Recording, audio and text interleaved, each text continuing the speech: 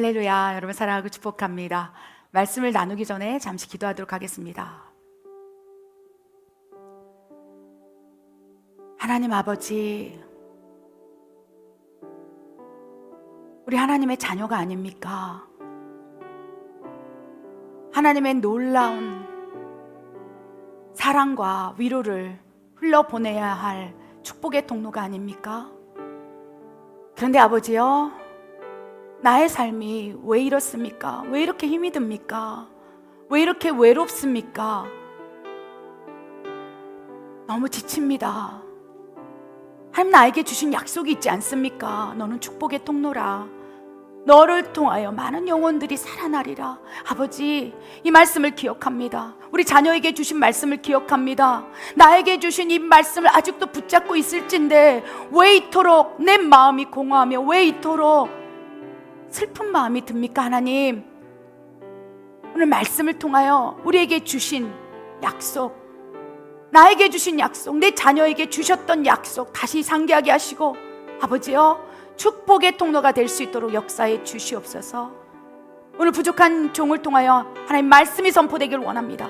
이 마지막 때에 영권, 인권, 물권을 가진 우리의 자녀들이, 아니 우리가 불같이 일어나 하나님의 일을 성취하기를 원하오매, 하나님 우리에게 소망을 주시고 이 약속을 다시 붙들 수 있는 믿음을 허락하여 주시옵소서.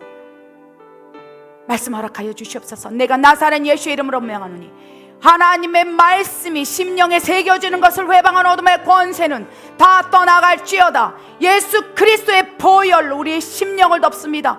상한 마음을 덮습니다. 고난 가운데 왜 하나님 왜 이렇게 고난이 있습니까? 라고 묻는 그 자녀의 심령을 보혈로 덮습니다. 아버지여, 축복하여 주시옵소서. 우리를 축복의 통로로 사용하여 주시옵소서. 상한 마음을 고치시고 소망을 허락하여 주시옵소서. 그리하실 하나님을 찬양드립니다. 하나님 감사합니다. 이 모든 말씀 우리 주 예수 그리스도 이름으로 감사하며 기도드립니다. 아멘. 오늘 이 말씀을 준비하면서 저는 여러분이 떠올랐어요. 그리고 여러분의 자녀들이 떠올랐어요. 그리고 우리 교회 막 태어난 아이가 떠올랐어요. 하나님께서 내가 이들을 축복의 통로로 사용하기를 원한다.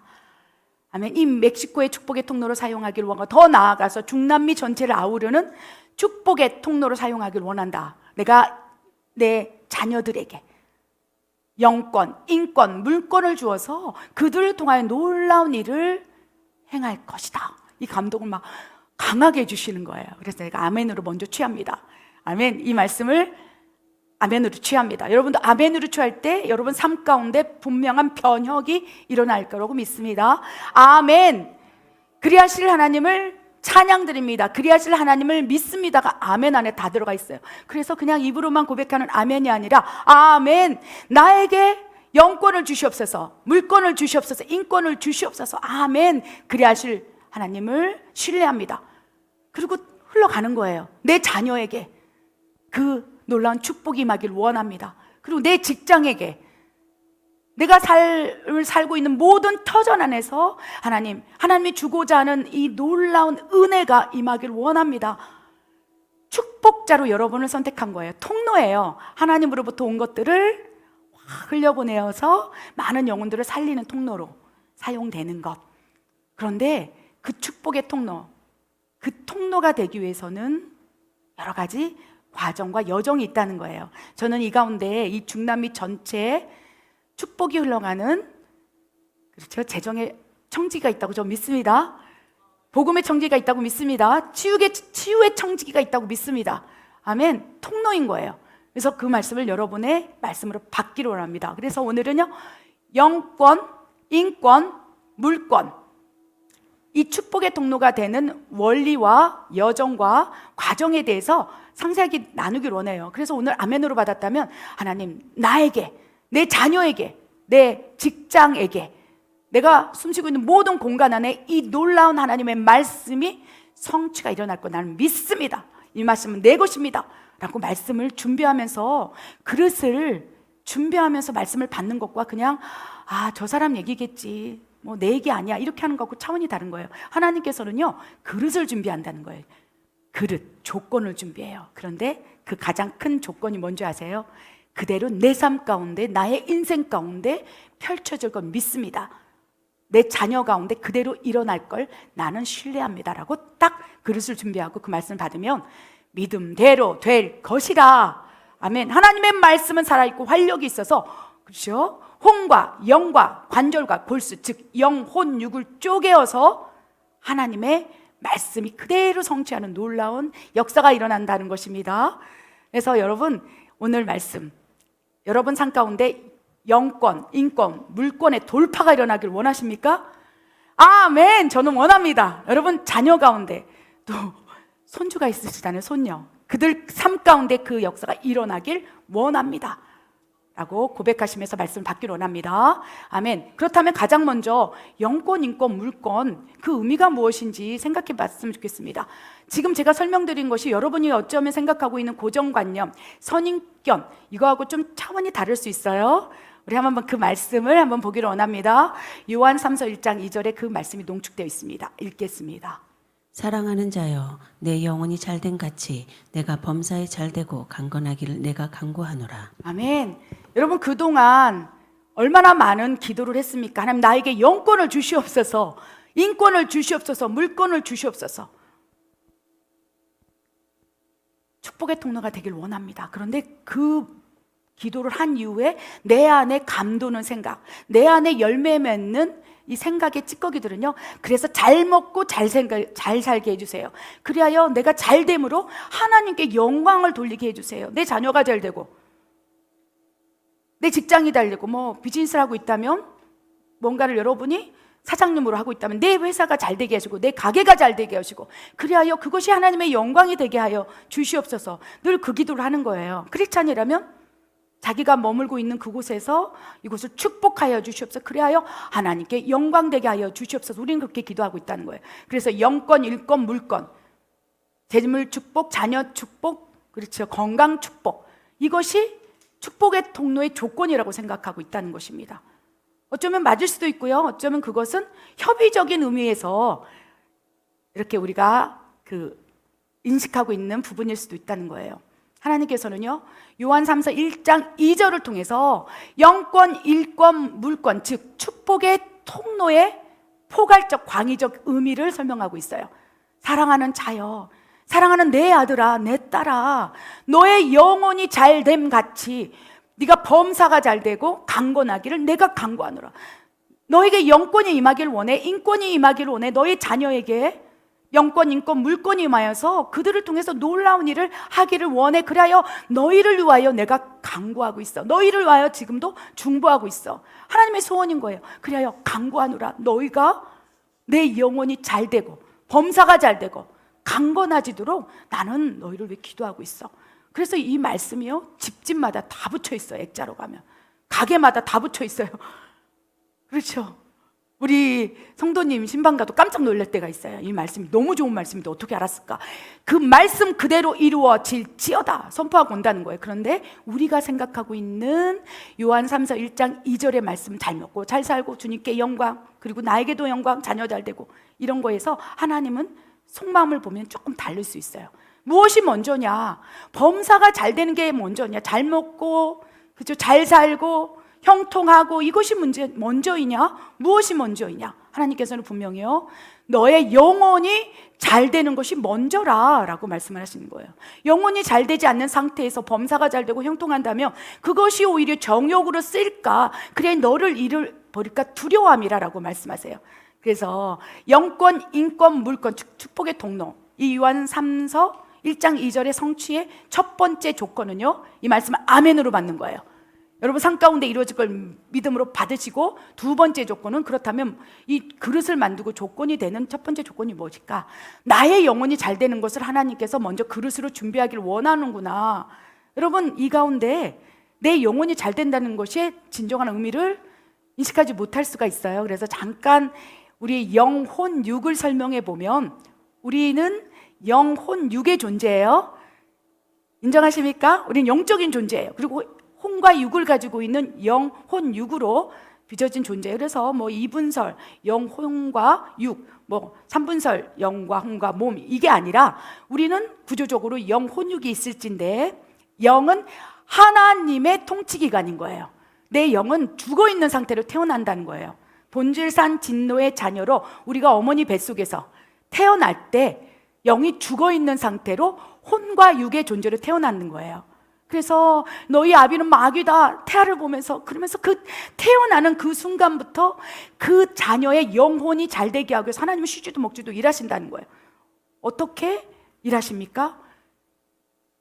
태어날 때부터, 그렇죠, 혼과 육의 존재로 영이 죽어있는 상태로 태어난 그 자녀에게 찾아가서 예수를 믿으라, 주 예수를 믿으라. 그래서 예수 그리스도를 영접하고 믿게 되면 내 영의 성령님이 내주하시는 거예요. 태어나면서부터 복음을 듣고 태어난 자녀는 축복인 거예요. 이미 축복의 통로를 가지고 태어난 거예요. 그릇으로 준비된 거예요. 그래서 우리 영은요, 성령님이 내 안에 내주하실 때부터 깨어나요. 거듭난 영이 되는 거예요. 하나님의 자녀로서 영이 그때 응애하고 마귀의 자식에서 신분을 버리고 하나님의 자녀로 태어난 거예요. 거기서부터 하나님은 너의 영혼이 잘 되기 시작한다고 말씀하시는 거예요. 그래서 하나님께서 너의 영혼이 잘됨 같이 이거는 성령님이 너희 안에 함께 하심으로 함께 먹고 마시고 내주하시사 함께 하심, 이것이 그릇이라는 거예요. 조건이라는 거예요. 아멘. 그리고 우리는 영은 성령님이 내주하실 때 비로소 내 영이 깨어나고 하나님 보시기에는 그것이 시작인 거예요. 혼은 구조는 무엇입니까?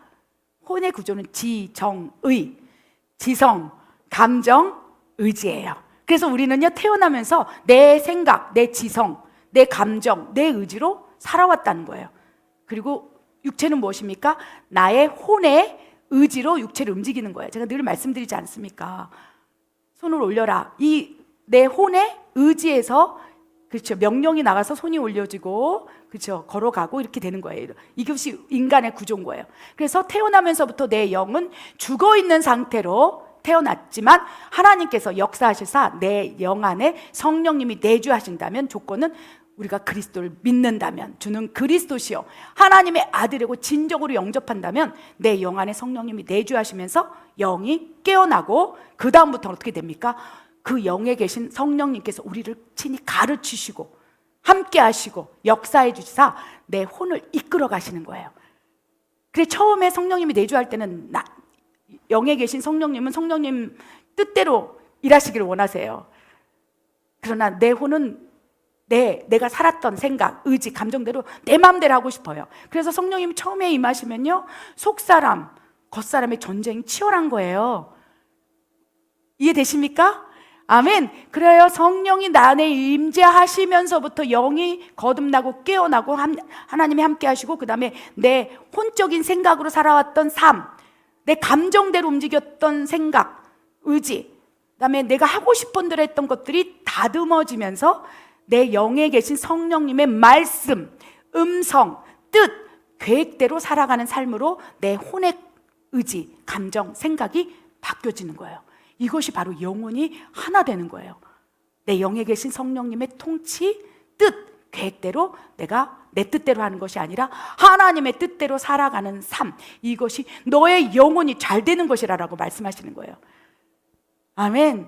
그렇게 되면 이제 범사가 잘 되기 시작하는 거예요. 그래서 우리가 영권, 인권, 물권, 즉 축복의 통로가 되어서 많은 영혼을 살리고, 그렇죠, 이 요한 3서 1장 2절에 말씀이 성취된 기본 조건은 성령님이 내주하시고 성령님의 통치에 의해, 속사람에 의해서 내 겉사람, 그지, 내 혼 하나 되어서 그 다음부터 하나님 뜻대로 살아가기 시작할 때부터 놀랍게 이제 그 다음 두 번째 범사가 잘 되기 시작해요. 놀랍습니다. 우리는요, 실수하고 있는 거예요. 우리는 좀 생각을 바꿔야 합니다. 착각하고 있어요. 그냥 범사가 잘 되는 것이 더 우선이라는 거예요. 내 영이 잘 되는 게 아니라 성령님이 내 안에 계시지도 않을진데 범사가 잘 되는 게 더 위험해요. 하나님이 내 안에 주인 되시지 않는데 내가 주인 되어서, 그렇죠, 범사가 잘 돼 사업도 잘 되고 자녀도 잘 되고, 그럼 그것이 내 왕국이 되어버리는 거예요. 부자 나사로와 같이, 그렇죠, 아무리 부자로 잘 먹고 잘 산다 할지라도 결국 그가 가는 것은 사망일 수밖에 없다는 것입니다. 그래서 영권, 인권, 물권을 받는 기본적인 조건, 그릇은 영혼이 잘 되는 거예요. 우리 멕시코 예수사랑 모든 성도들은 영혼이 잘 되고 있다고 믿습니다. 성령님이 여러분과 함께하고 계세요. 그것이 범사가 잘 되기 위한 기본 조건이에요. 그래서 의심이 된다면 하나님 나와 함께하고 계실까? 그럼 여러분 지금 이 순간 마음으로든 손을 얹고 가슴에, 심령에 성령님을 믿습니다. 환영합니다. 내 안에 오소서. 성령님 더 임재하여 주시옵소서.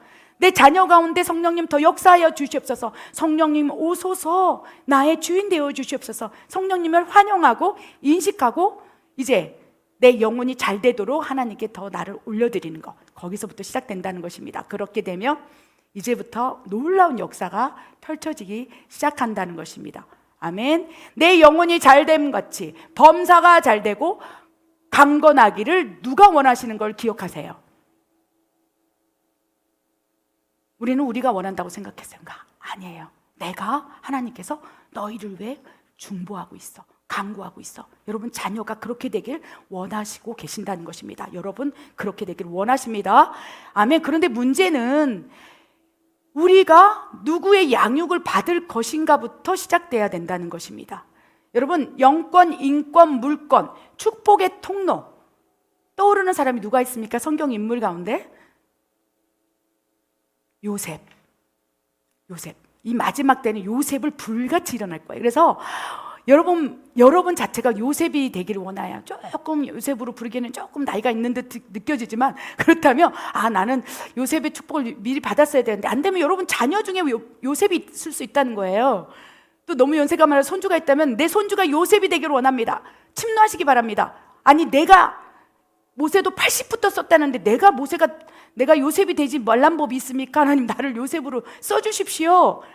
기도하시라는 거예요. 그런데 누구에게 양육을 받느냐에 따라 놀라운 영권, 인권, 물권을 소유한 축복의 통로가 될 수 있고, 아니면 축복의 통로를 가지고 태어났다 할지라도 그냥 그대로 머물러 버릴 수가 있어요. 요셉은요 태어날 때부터 4대 신앙으로 축복의 통로로 태어났습니다. 아브라함에게 너의 씨를 말미암아 이 별과 같이 셀 수 없는 민족을 이룰 거야. 그래서 아브라함의 하나님, 이삭의 하나님, 야곱의 하나님, 그의 정말 상속자 요셉으로 쫙 펼쳐지고 엄청난 영권, 인권, 물권, 축복이 이어진다는 거예요. 그래서 가장 큰 이 아브라함의 계보 가운데 가장 큰 물권이 부어졌던 사람, 인권이 부어졌던 사람이 요셉인 거예요. 그렇죠? 아브라함에겐 믿음이 있었지만 그 다음에 이삭, 야곱, 엄청난 험준한 생활 속에 있었죠. 근데 그것이 영권과 인권과 완전한 물권이 확장되어서 활성화되었던 사람이 요셉인 거예요. 여러분 자녀 가운데 여러분이 요셉이 될 수 있다는 것입니다. 사모하시기 바랍니다. 아멘. 그런데 문제는 요셉을 축복의 통로로 하나님이 택정하여서 4대 신앙으로 기름 붓고 막 축복을 주기를 원했을진데, 야곱이 요셉을 바라보면서 그걸 느끼는 거예요. 야곱에게 얼마나 많은 자녀가 있었습니까? 그런데 자기도 아는 거예요. 와, 얘는 다르다. 여러분 자녀가 몇이 있습니까? 셋이 있습니까? 둘이 있습니까? 하나가 있습니까? 앞으로 다산하시기 바랍니다. 그 가운데 요셉이 있을 수 있다는 거예요. 아멘. 여러분 자신이 그럴 수 있다는 것입니다. 그래서 이 요셉을 통해서 하나님께서 요셉을 어떻게 축복의 통로, 영권, 인권, 물권을 소유하는 놀라운 하나님의 특별한 재물의 청지기로 사용했는지에 대해서 여러분 기억하시기 바랍니다. 제일 먼저 누구의 양육을 받을 것인가가 제일 문제라는 거예요. 우리 창세기 37장 3절 5절 말씀 읽겠습니다. 요셉은 노년에 얻은 아들이므로 이스라엘이 여러 아들들보다 그를 더 사랑하므로 그를 위하여 채색 옷을 지었더니 그의 형들이 아버지가 형들보다 그를 더 사랑함을 보고 그를 미워하여 그에게 편안하게 말할 수 없었더라. 요셉이 꿈을 꾸고 자기 형들에게 말하매 그들이 그를 더욱 미워하였더라. 아멘. 아멘. 오늘은 그냥 여러분 자신이 요셉이 되었다고 좀 생각하시기 바랍니다. 나는 지금 요셉이다. 내 자녀가 요셉이다. 내가 알고 있는 모든 사람이 요셉이라고 생각하시기 바랍니다. 그런데 문제는 무엇입니까? 누구의 양육을 받느냐에 따라서 축복의 통로가 될 수 있고 그대로 그 축복이 사라질 수 있다는 거예요. 야곱은 알았어요. 요셉에게는 특별한 능력이 있다. 얘가 꿈을 꾸네. 그런데 하나님의 음성을 정확히 아네. 꿈을 통해서 계시를 받네. 야곱도 그렇죠. 돌베개에 베고 잘 때 하늘 문이 열어서 환상을 보았던 놀라운 하나님의 음성을 들었던 민감한 사람이라는 거예요. 그래서 하나님을 실제로 보고 하나님과 씨름하여서 너는 나를 이긴 자로다. 그래서 영적 문이 열린 사람이에요. 영안이 열리고 하나님과 소통의 통로가 있었다는 사람이에요. 그 가운데 무수히 많은 아들이 있었는데 루벤도 있었고 유다도 있었고 엄청 많은 자녀가 있었는데 그 가운데 요셉을 딱 바라보면서 얘가 바로 엄청난 영권, 인권, 물권, 축복을 가질 자식이구나 딱 알았던 거예요. 그러니까 어떻게 됐습니까? 이제 걔를 특별한 하나님의 축복의 통로로 사용하기 위해서 이제 일하기 시작해요. 사람이 일하기 시작하는. 어떻게 일합니까? 여러 아들들보다 그를 더 사랑하는 거예요. 얘에겐 요셉의 놀라운 축복, 놀라운 물권이 있어, 인권이 있어, 아는 거예요. 그러면서 어떻게 합니까? 그를 위하여 채색 옷을 입혀. 너는 특별해. 너는 하나님께 지명받은 아이야. 너 꿈을 통해서 하나님을 보지. 나도 꿈을 통해서 하늘문이 열리고 천사가 오르락 내리락 하면서 사닥다리를 통해서 엄청난 축복을 부어주는 걸 나는 봤어. 내 자녀들, 나머지 자녀들을 보니까 소망이 없었는데 바로 네가 그 놀라운 축복을 받을 그릇이구나. 영적으로 아는 거예요. 그래서 야곱이 어떻게 합니까? 편애하기 시작한다는 거예요. 사랑하기 시작하는 거예요. 채색 옷을 너는 특별해. 그래서 사람의 양육이 시작해요. 하나님께서는요, 이 편애, 사랑, 그리고 다른 사람과 차별해서 키우는 것을 하나님 기뻐하실까요? 그리해서는 축복의 통로가 될 수 없음이라 라고 말씀하시는 거예요. 그러면서 이제 그 다음부터 야곱의 양육 안에 있는 이제 요셉을 분리시키기 시작하는 거예요. 놀라운 것은요, 사람이 그런 내 자녀를 향하여 나를 향한 그 계획을 가지고 양육하기 시작할 때, 그렇게 나아가기 시작할 때 어떻게 됩니까? 부작용이 있을 수 있어요. 야곱이 요셉을 향하여 편애하고 채색 옷을 입히고 하나님의 사명자라고 막 이렇게 지켜 세울 때 그 다음에 주변 사람으로부터 미움을 받기 시작해요. 우리 5절에 뭐라고 되어 있습니까? 야곱이 이제 꿈을 꾸기 시작하는 거예요. 하나님의 음성을 꿈을 통해서 투영받기 시작하는 거예요. 그런데 그것을 이제 형들에게 말했을 때 야곱의 양육 방식, 사람의 양육 방식이 잘못되었기 때문에 그를 통해서 이제 요셉이 미움을 받기 시작하는 거예요. 여러분 이해되셨습니까? 그래서 사람의 양육 방식은요, 문제를 유발시킬 수 있어요. 그래서 하나님께서는요, 이제는 너희 자녀를 내가 키우마 라고 말씀하시는 거예요. 그리고 우리 스스로도 이제는 네 스스로 생각해서 그렇게 하는 것이 아니라 성령이 친히 스승되어 너를 양육할 수 있도록 이제부터 양육 원리와 과정에 대해서 인식하고 있어라 라고 말씀하시는 거예요. 아멘. 사람의 양육 방식은 어떻습니까? 내가 사랑한다면 사랑을 주고 더 갑절로 주고, 그래 잘한다. 여러분 자녀를 그렇게 키우고 있습니까? 그럼 100% 아무것도 할 수 없는 무능한 사람이 될 수도 있어요. 그것이 다가 아니라는 거예요. 그래서 오늘 기도하세요. 하나님, 나를 가르치셨어. 나를 친히 성령이 스승돼서 내 자녀를 가르쳐 주시옵소서. 그럴 때 이제 하나님의 이제 양육이 시작된다는 것입니다. 이것이 기쁨이에요. 여러분, 여러분이 할 수 없어요. 여러분의 자녀를 어떻게 할 수 있습니까? 여러분 스스로도 어떻게 할 수 없어요. 여러분이 요셉이 되기를 원한다면, 영권, 인권, 물권을 갖고 놀라운 축복의 통로가 되기를 원한다면 여러분이 할 수 없어요. 이건 하나님으로부터 와야 되는 축복이라는 것입니다. 하나님은 또 부어줘서 우리가 그 축복의 통로로 뚫어져야 한다는 것입니다. 그럼 여러분이 할 수 없어요. 그러니까 오늘 여러분 스스로를 포기하시기 바랍니다. 여러분의 자녀의 양육권을 하나님께 올리는 그 엄청난 영적인 변혁이 일어나길 원합니다. 아멘. 그렇게 하시겠습니까? 아멘. 그렇다면 이제 하나님이 양육을 시작하는데, 하나님의 양육 방법은 사람의 양육 방법과 조금 다르다는 거죠. 어떻게 양육하시는지 우리 창세기 37장 20절 26절 읽겠습니다. 자, 그를 죽여 한 구덩이에 던지고 우리가 말하기를 악한 짐승이 그를 잡아먹었다 하자. 그의 꿈이 어떻게 되는지를 우리가 볼 것이니라 하는지라. 유다가 자기 형제에게 이르되 우리가 우리 동생을 죽이고 그의 피를 덮어둔들 무엇이 유익할까? 아멘. 우리 사람의 양육은요, 사람이 이렇게 가르치는 것은요, 좋은 것, 너가 편한 것, 내가 편한 것, 그렇죠? 그래서 나 위주인데, 하나님은요, 영혼이 잘 되게 하기 위해서 이제 고난을 통해서 양육을 한다는 거예요. 여러분 삶 가운데 지금 고난이 있습니까? 어려움이 있습니까? 힘이 듭니까?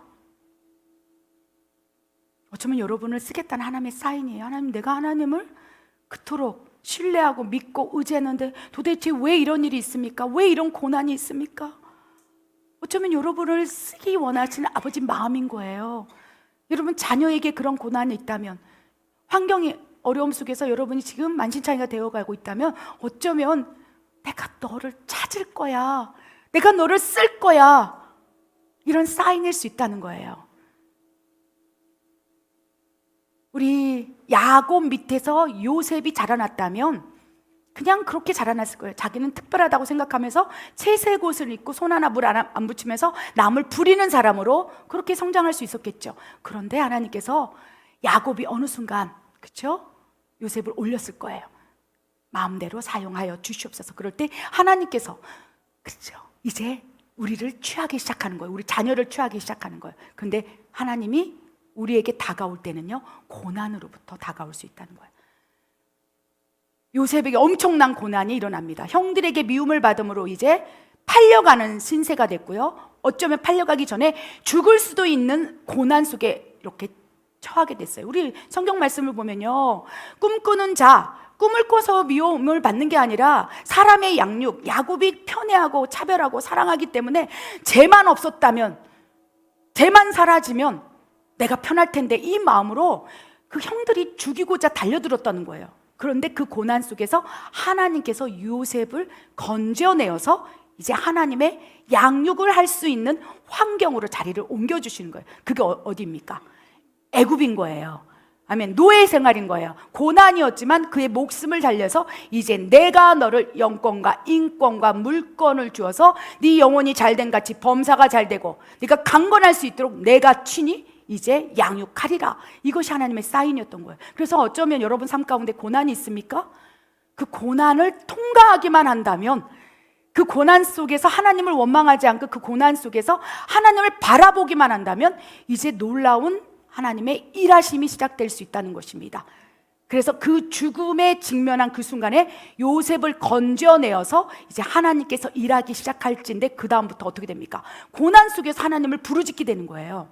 요셉은 4대 신앙으로 하나님의 이름을 알고 있었어요. 하나님을 알고 있었어요. 고난에 직면했을 때 그때 아버지, 하나님이 살아계시다면 나 좀 도와주세요, 이렇게 시작되는 거예요. 여러분, 고난 속에서 여러분 하나님 부르기 시작한다는 거예요. 하나님 한 번만 도와주세요. 하나님 한 번만 살려주세요. 그 죽이려고 달려드는 형들 앞에서 요셉이 어떤 반응을 보였을까요? 하나님의 이름을 기억하는 거예요. 하나님을 떠올리는 거예요. 그 전까지만 해도 야곱이 떠올랐을 거예요. 우리 아빠한테 얘기하면, 아버지 야곱에게 얘기하면 다 해결해 줄 거야.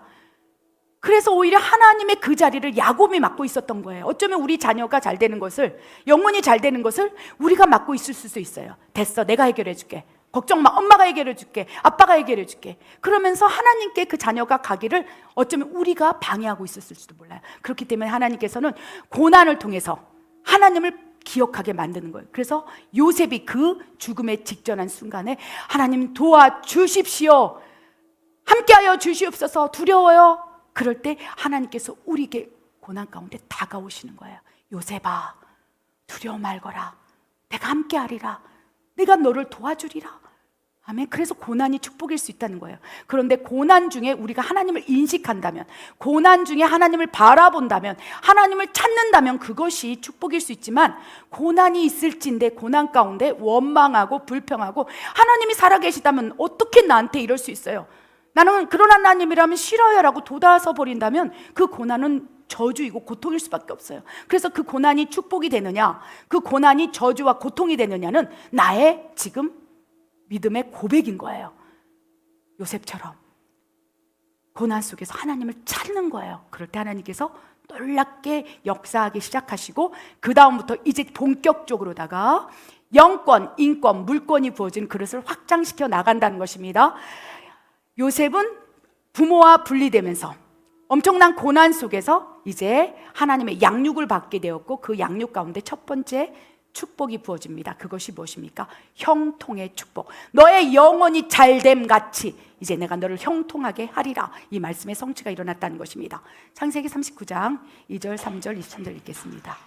여호와께서 요셉과 함께 하심으로 그가 형통한 자가 되어 그의 주인 애굽 사람의 집에 있으니 그의 주인이 여호와께서 그와 함께 하심을 보며 또 여호와께서 그의 범사에 형통하게 하심을 보았더라.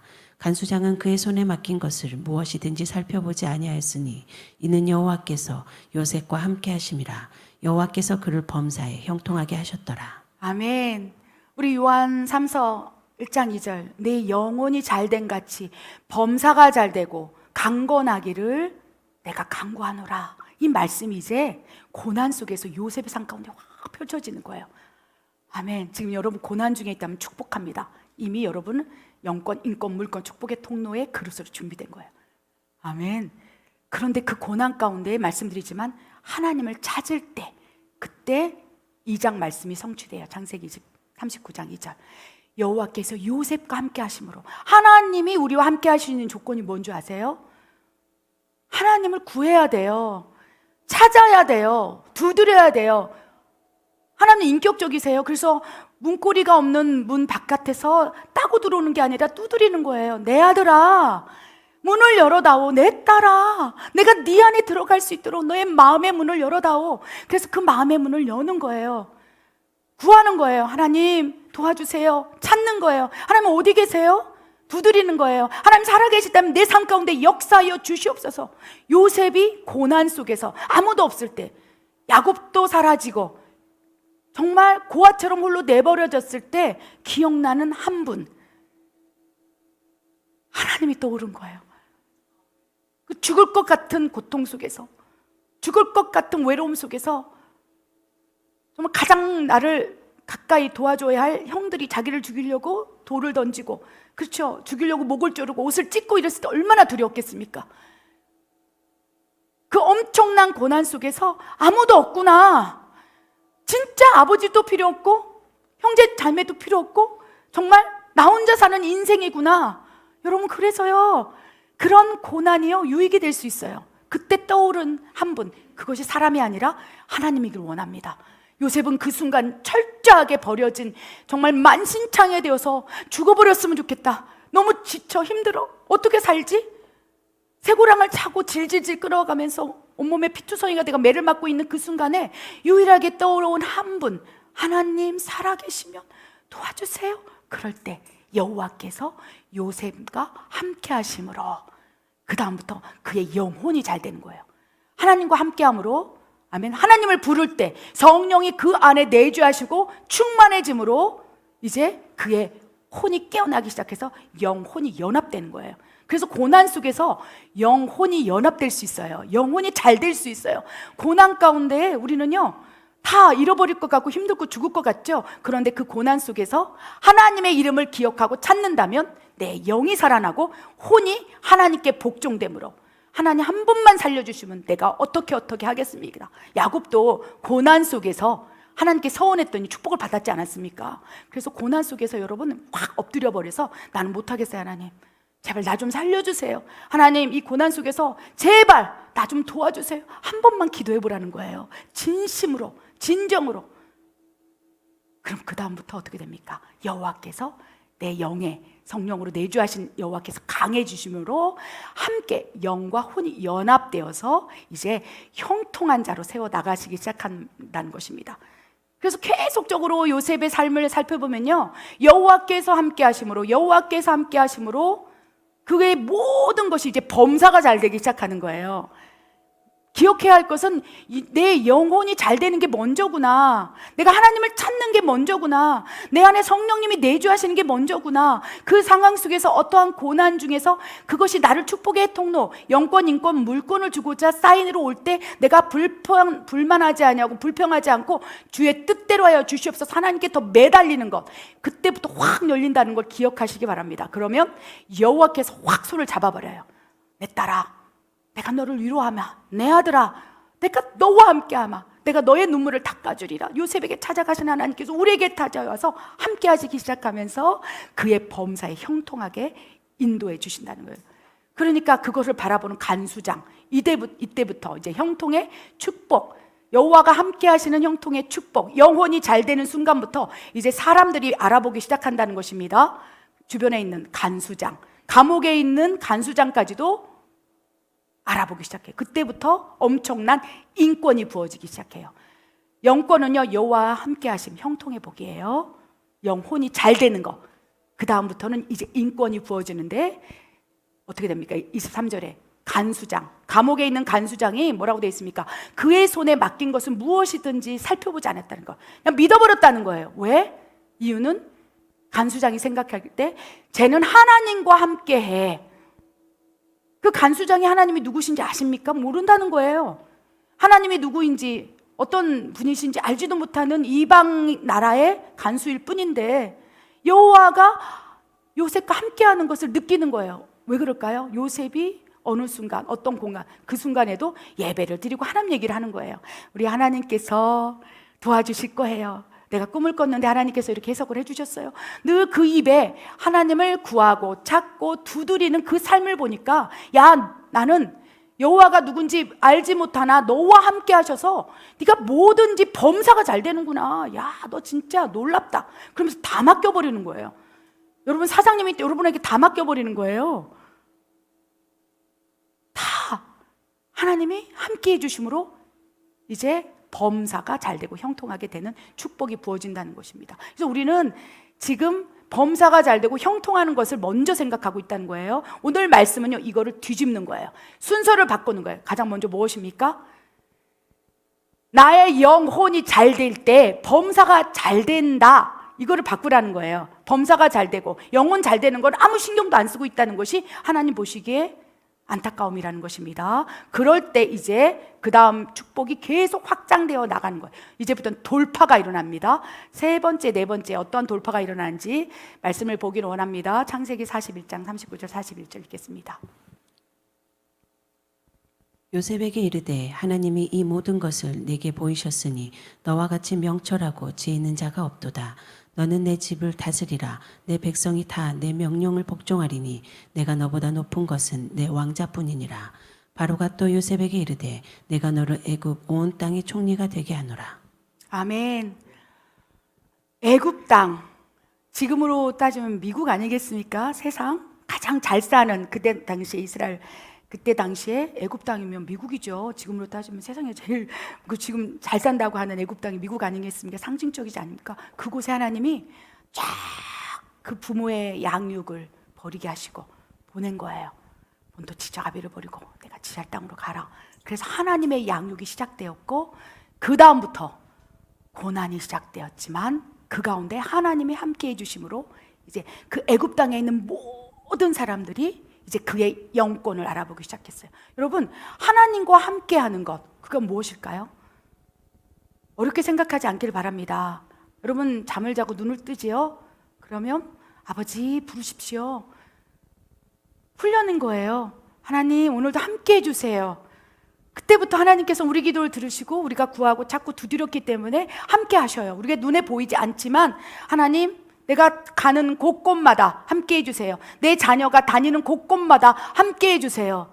그리고 아침에 눈 뜰 때부터 하나님이 함께 하시는 것이 나의 축복이고 내 영혼이 잘 되는 것이 먼저입니다라고 내 머릿속의 데이터베이스를 완전히 바꿔버리는 거예요. 그렇게 된다면 그 다음에 하나님이 함께 하시면서 이제 가르치시기 시작하는 거예요. 세상의 지혜가 아니라 하나님의 지혜로 요셉을 가르치는 거예요. 요셉이 감옥에서 뭘 했겠습니까? 예배 드리고 말씀 읽고 무슨 문제가 있을 때마다 하나님께, 하나님 이거 어떻게 해야 되죠? 그럼 하나님의 지혜가 부어주는 거예요. 여러분, 자녀가 그 놀라운 축복을 받기를 원하고 여러분이 그 한 사람이 되기를 원합니다. 그럴 때마다 이제 변화되기 시작해요. 엄청난 하나님으로부터 온 지혜 부어지기 시작해요. 그것이 무엇입니까? 영권인 거예요. 그래서 하나님의 지혜가 부어진 사람이 비즈니스를 한다면요, 세상이 감당치 못해요. 우리는 지금요, 세상의 지혜, 세상의 상식, 내가 알고 있는 지식의 범주 안에서 내 비즈니스를 하고 있을지도 모르겠습니다. 이렇게 하면 잘 될 거야. 이렇게 하면 뭐가 될 거야. 하나님께서요, 때로는 내려놓고 하나님으로부터 오는 지혜를 구해봐라. 그러면 내 가게에 찾아오는 손님을 어떻게 접대해야 되는지 아버지 마음으로 소자를 대하듯이 그 사람을 대해봐라. 그 사람이 다가올 때 재물로 바라보면 거기까지인 거예요. 세상의 관점인 거예요. 내가 비즈니스를 합니까? 식당을 하십니까? 무슨 뭐 가게를 하십니까? 어떠한 영업을 하십니까? 회사를 다니십니까? 그런데 세상의 지혜는요, 세상의 생각, 내 생각은요, 내가 받은 만큼, 준 만큼만 하면 돼. 그런데 하나님의 지혜는요, 요셉과 같이 하나님의 함께 하심으로 그 마음밭이 소자에게 한 것이 하나님께 한 것이다. 이 마음이 준비가 되는 거예요. 내 영혼이 잘 되면요, 이웃을 향하여 그 사랑이 흘러간다는 거예요. 여러분이 비즈니스 영역에서, 여러분이 만약에 가게를 한다면 그 영업장 안에서 그 마음으로 한다면 그 사람을 감동시키는 거예요. 그러니까 찾아왔을 때 커피 한잔 하세요? 내 세상으로, 내 마음으로.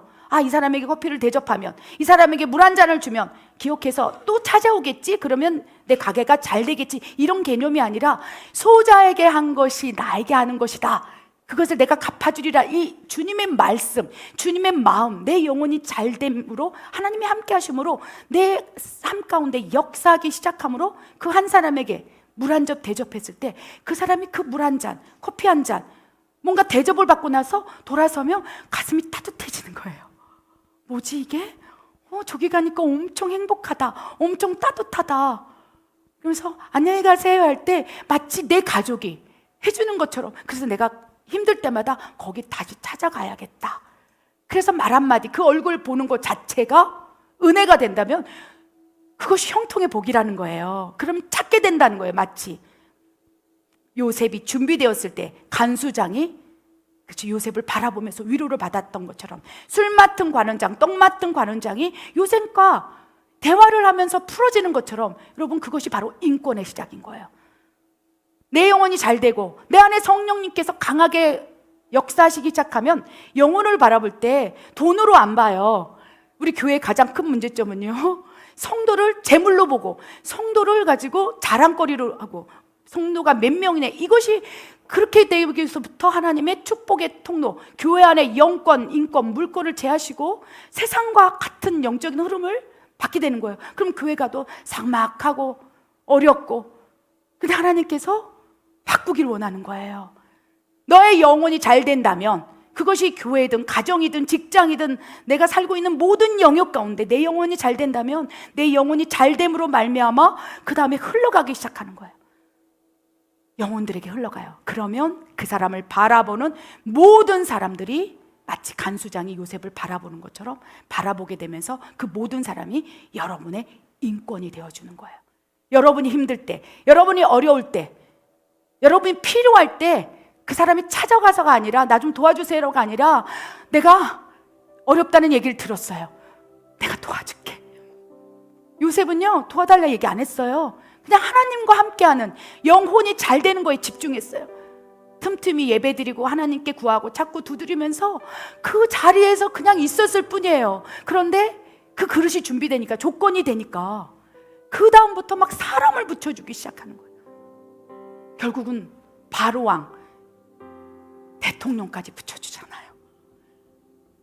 그러면서 뭐라고 됩니까? 창세기 41장 39절에 요셉에게 이르게, 하나님이 이 모든 것을 너에게 보이셨으니, 이게 바로왕이 한 말이에요. 야, 너와 같이 명철하고 지혜 있는 자가 아무도 없어. 이것이 무엇입니까? 하나님과 함께함으로 형통의 복을 받고 영혼이 잘 되니까 하나님의 지혜가 임하는 거야. 그러니까 그것을 가지고 비즈니스를 해보십시오. 정말 세상 표현해볼까요? 대박 납니다. 하나님의 대박이 임합니다.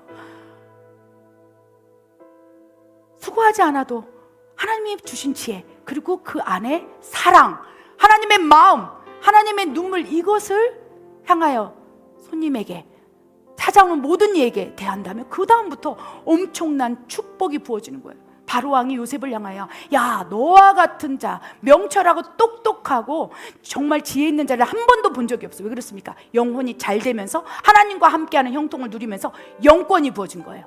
딱 보면 아는 거예요. 야, 저 사람 진짜 달라. 그러면 내 모든 재산을 너한테 다 줄게. 내 거 다 가져. 네가 다 관리해. 나는 너를 믿어. 이것이 인권인 거예요. 사람이 사람에게 신뢰하는 것부터 인권이 형성되는 거예요. 찾아가고 싶어 하는 거예요. 그 사람이 도와달라 말하지 않아도 내가 너 다 도와줄게. 내가 너 도와줄 테니까 너 가만히 있어. 내가 모든 거 다 될게. 재정도 되고 모든 거, 넌 너만 있으면 돼. 이것이 요셉의 인권인 거예요. 그래서 뭐 비즈니스를 할 때 막 엄청난 재물이 준비되어서 비즈니스를 하는 게 아니라 인권으로부터 시작하는 것이 하나님의 방법일 수 있어요. 왜? 내가 가진 재물, 내가 가진 능력, 내가 가진 물질, 이걸로 시작하는 거군 네가 하는 거잖아. 요셉처럼 생각을 바꿔서 너의 영혼이 잘 되는 것을 먼저 하나님 앞에 구하고 찾고 두드려서 네 그릇을 준비해. 그리고 그 준비된 그릇 안에 하나님이 엄청난 것들을 부어주는 거예요. 그 장소를 성령님이 함께 하시는 거예요. 여호와 함께 하심으로 그 공간, 그게 식당이라면, 그게 가게라면, 그것이 회사라면, 그것이 가정이라면, 학교라면 모든 영역 가운데 요셉이 따라다닐 때마다 하나님이 함께 하시는 거예요. 그러니까 그 공간 자체를 하나님의 놀라운 은혜, 사랑, 위로로 그냥 가득 채우는 거예요. 요셉만 가면 사람들이 눈물이 줄줄 흐르는 거예요. 왜 그러지요? 그냥 눈물이 나요. 딱 한 번 알아줬는데 요셉이 하나님이 느껴져요. 이것이 바로 하나님의 축복의 통로인 거예요. 그래서 요셉을 떠오르면 하나님이 떠오르는 거예요. 이것이 축복의 통로, 영권, 인권, 물권을 주고자 하는 조건이자 그릇이라는 것입니다. 우리 자녀 세대 여호수아 군대에게 요셉의 영이 확 부어져서 그들을 통해서 온 세계가 그 주의 오실 길을 예비하는 요셉의 영으로 하나님 사용하기를 원합니다. 아멘. 그것이 인권이에요. 그리고 나서 무엇입니까? 바로가 또 요셉에게 이르되 41절 내가 너를 애굽 온 땅의 총리가 되게 하리라. 너에게 모든 것을 맡기리라. 물권이 부어지는 거예요. 전체 온 세계 모든 물권 너에게 다 줘서 네가 마음대로 사용해. 이것이 하나님의 축복의 통로라는 거예요. 하나님의 나라는 그렇게 확장되어 나가는 것입니다. 내 것이 아닌 거예요. 내가 열심히 정말 뼈가 부서지게 일해서 하나님 그게 아니라 너는 가만히 있어. 네 영혼이 잘 되게 내가 하기를 원한다. 너의 영혼이 잘 되는 게 먼저야. 가만히 있어. 오직 하나님만 찾아. 구해. 두드려. 너의 자녀가 그렇게 삶을 살도록 그렇게 양육해. 양육이 안 된다면 하나님께 맡겨. 내가 할게. 그러면서 인권도 주시고 물권도 주시면서 하나님께서 지금 이 마지막 때 요셉의 영을 부어서 이제 주님의 오시기를 예비한다고 전 믿습니다. 아멘. 여러분이 그 한 사람이에요. 여러분이 한 사람이에요. 여러분 자녀가 콜링 받았어요. 안 믿으시는 것 같은데요. 믿으시기 바랍니다. 여러분 자녀가, 여러분 손주가, 여러분 자신이 지금 영권과 인권과 물권을 주셔서 엄청난 마지막 때 축복의 통로. 그래서 요셉을 한번 쫙 세워서 어떻게 됐습니까? 마지막 때 어떻게 했습니까? 7년 대풍년을 맞게 한 거예요. 막 엄청난 풍년 막. 그래서 복음의 청지기가 엄청난 풍년, 복음의 청지기들에게 엄청난 풍년이 일어날 거라고 전 믿어요. 아멘. 7년 대풍년 이후에 7년 대환란이 일어납니다. 그래서 지금은요 사람이 보기에는요 흉년인 것 같아요. 그죠? 예배도 못 드리고. 그런데 하나님 보시기에는요 알곡을 추려서 그 가운데 막 요셉의 영을 부어서 이제 대풍년의 시대 7년 대흉년 환란을 준비하는 일꾼들을 어마어마하게 세요. 누군가는 복음의 청지기가 될 거예요. 전 세계를 다니면서 요셉이 전 세계 대상으로 육의 양식을 주지 않았습니까? 누군가는요 우리 자녀들 가운데 엄청난 권능의 종이 나타나서 전 세계에 복음의 청지기가 돼서 요셉처럼 막 전 세계 복음을 선포하고 또 흉년의 때 엄청난 그들 살릴 영혼이 추수가 일어날지 어떻게 알겠습니까? 누군가에게는요 재물의 청지기 요셉과 같은 그런 엄청난 일을 감당하는 이 자녀들이 일어나길 원해요. 우리가 그 일을 감당하길 원해요. 그래서 지금 딱 스타트 라인으로 뭐냐? 지금 대풍년인 거예요. 알곡을 추려서 양들을 추려서 정말 오직 내 영혼이 잘 되는 게 더 먼저입니다. 주님이 먼저입니다. 내 범사보다 이제 내 영혼이 잘 되기를 원합니다. 나를 훈련시켜 주시옵소서. 나를 양육하여 주시옵소서. 내 자녀를 양육하여 주시옵소서. 하나님께 온전히 진정으로 드리고 그 다음에 하나님의 양육 성령이 친히 스승되어서 고아처럼 홀로 내버려 두지 아니하고 눈동자처럼 지키면 너를 보호하리라. 이 말씀을 딱 받고 이제 신뢰하며 나아가는 그 한 영혼을 향하여 이제 막 쏟아부을 거라고 저는 믿습니다. 그래서 이 말씀 선포하는 온 세계 가운데 다음 세대 가운데 우리 가운데 요셉의 영이 부어질 거로 저는 믿습니다. 아멘. 그래서 요셉의 영이 부어져서 이제 7년 대풍년의 시간을 지나서 7년 대흉년 환란의 때에 누군가는 요셉처럼 영의 양식을, 육의 양식을 먹이고, 그것도 어떻게 해요? 전 세계 사람들에게. 그리고 누군가는 영의 양식을 먹이고. 이 일을 하나님께서 지금 시작됐다고 믿습니다. 여러분, 이 말씀을 이해하십니까? 아멘. 여러분, 그런 존귀한 사람들이세요. 하나님이 여러분을 바라보고 계세요. 그렇다면 구체적으로 영권과 인권과 물권, 그래 즉 축복의 통로가 되기 위해서는 어떻게 삶을 살아내야 하는지 쉽지 않다는 것입니다. 그런데 시편 1편 1절 3절에 그 말씀이 농축되어 있어요. 우리 말씀 보기를 원합니다. 복 있는 사람은 악인들의 꾀를 따르지 아니하며 죄인들의 길에 서지 아니하며 오만한 자들의 자리에 앉지 아니하고 오직 여호와의 율법을 즐거워하여 그의 율법을 주야로 묵상하는도다. 그는 시냇가에 심은 나무가 저를 따라 열매를 맺으며 그 잎사귀가 마르지 아니한 같으니 그가 하는 모든 일이 다 형통하리로다. 아멘. 이 시편 1편 1절 3절을 보는데 다윗이 떠오르고 요셉이 떠올랐어요. 그리고 여러분이 떠올랐어요. 아멘. 진짜예요. 여러분, 그 한 사람이에요. 복 있는 사람, 영권과 하나님 보시기에 복 있는 사람. 우리가 생각할 때는 뭐 잘 먹고 잘 사고 좋은 집 좋은 차, 이게 아닌 거예요. 하나님 보시기에 복 있는 사람은 악인들의 꾀를 쫓지 아니하고, 내가 비즈니스를 한다면 세상의 편법, 불의, 상식 이런 거를 꾀를 쫓지 아니하고, 세상의 지혜, 사람의 지혜 이런 것을 쫓지 아니하고, 그러면 누구의 꾀를 쫓는다고 말씀할까요? 하나님의 지혜를 따른다는 거예요. 하나님의, 그게 영권인 거예요.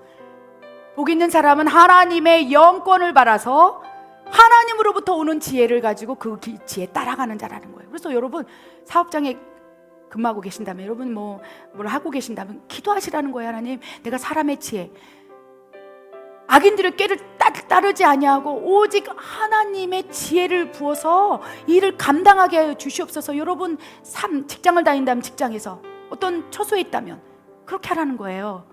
죄인들의 길에 서지 아니하며 오만한 자들의 자들이 아니하고. 범사가 잘 되기 시작하면요, 내가 한 거라고 생각해요. 막 갑자기 물질이 들어가고 사람들이 막 잘 되는 것을 보면서 야, 너 완전히 축복받았다 이러면 어떻게 됩니까? 그새 오만한 자리에 뭔가 다 이룬 것처럼. 근데 요셉은 그러지 않았어요. 악인들의 꾀를 따르지 않았어요.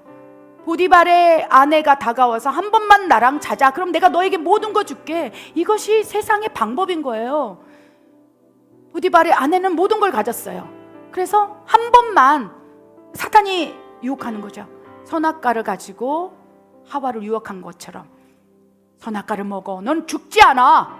그럴 때 에덴 동산에 있는 하와는 그 악인의 꾀를 따라서 나도 하나님처럼 될 거야 하면서 사망으로 떨어졌지만, 요셉은 그 보디발의 아내가 와서 세상의 지혜, 세상의 방법, 세상의 상식, 한 번만 그 보디발의 아내하고 잠자리만 한다면 그에게 좋은 차, 좋은 집, 모든 것을 다 얻을 수 있는 세상의 방법이에요. 많은 사람이 그 세상의 악인들의 꾀를 쫓아갑니다. 불법을 저지르고 아무렇지 않게 살아가는 거예요. 그런데 진짜로 하나님이 원하시는 영권, 인권, 물권을 받을 조건과 그럴 수 있는 자들은 악인들의 꾀를 따르지 않는, 눈앞에 엄청난 축복이 있는 것처럼 느낄지라도 내가 하나님 앞에 죄를 짓지 않겠습니다. 이건 불법이에요.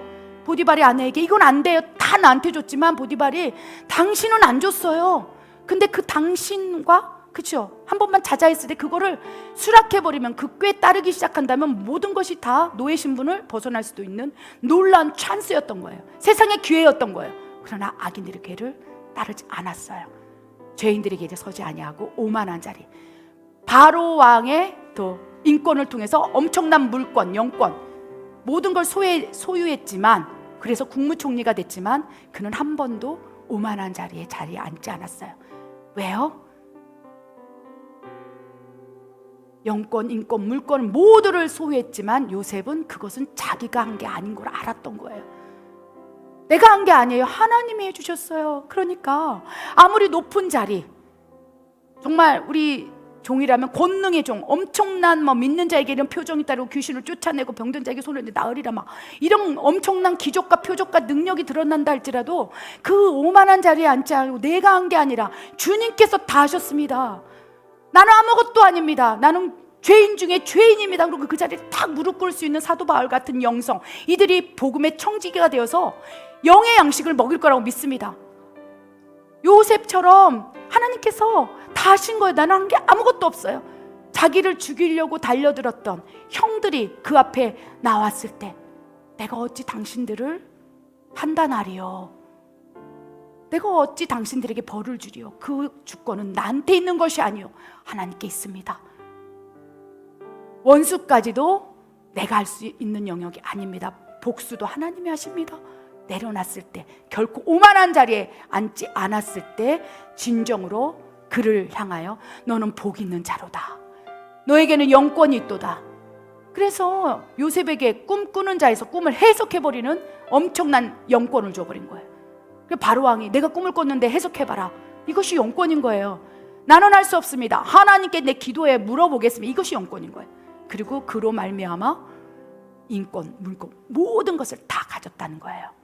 그런데 요셉이 그러한 축복의 통로가 되기 위해서 2절 말씀을 순종의 삶으로 살았다는 거예요. 오직 여호와의 율법을 즐거워하며 그의 율법을 주야로 묵상하면서 하나님과 함께한 거예요. 뭐 성경책을 뭐 10시간 읽으라는 얘기 아니에요. 그냥 늘 하나님을 기억하라는 거예요. 주야로 그냥 아버지, 고난 중에서도 이유가 있겠지. 어려움 속에서도 이유가 있겠지.